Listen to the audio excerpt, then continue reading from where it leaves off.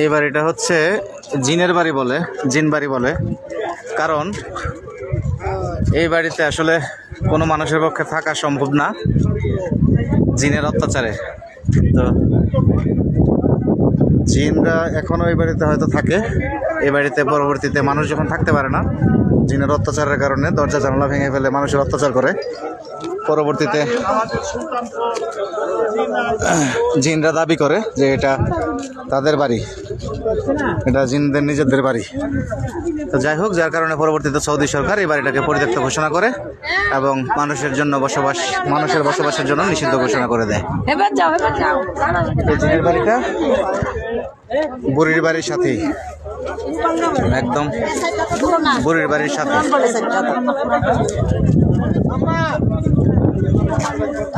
আমি সম্পূর্ণ বাড়িটা ভিডিও করতেছি। তাই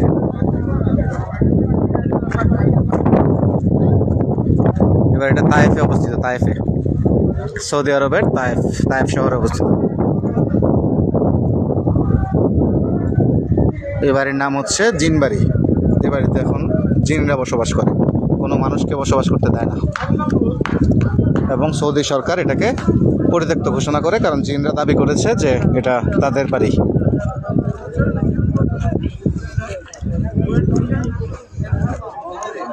এই বাড়িটার অবস্থান হচ্ছে সৌদি আরবের তায়েফ শহরে বুড়ির বাড়ি, নবীজির নামাজের রাস্তায় যে কাটা বিছিয়ে রাখতো যে বুড়ি, ওই বুড়ির বাড়ির পাশেই জিন বাড়ি। জিন বাড়ি বা জিনের বাড়ি যেটাই বলেন, এই হচ্ছে সেই বাড়ি।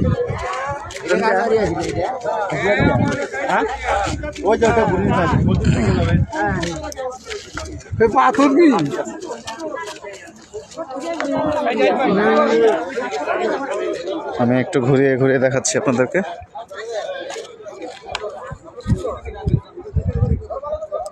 এই যে বাড়িটার ভিতরে আসলে ঢোকা সম্ভব না এদিক দিয়ে।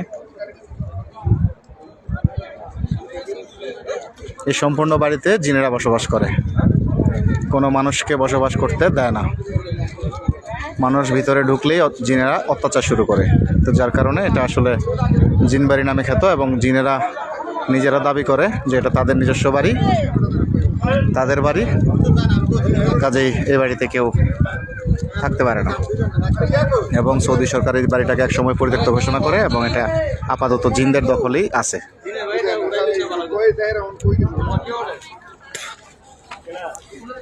এই জিন বাড়ি অবস্থিত সৌদি আরবের তায়েফ শহরে বুড়ির বাড়ির পাশে। নবীজি পাক রাসূলুল্লাহ পাক সাল্লাল্লাহু আলাইহি ওয়াসাল্লাম নামাজের পথে যে বুড়ি কাটা বিছিয়ে রাখতো, ওই বুড়ির বাড়ির পাশে। আসসালামু আলাইকুম, ভালো থাকবেন সবাই।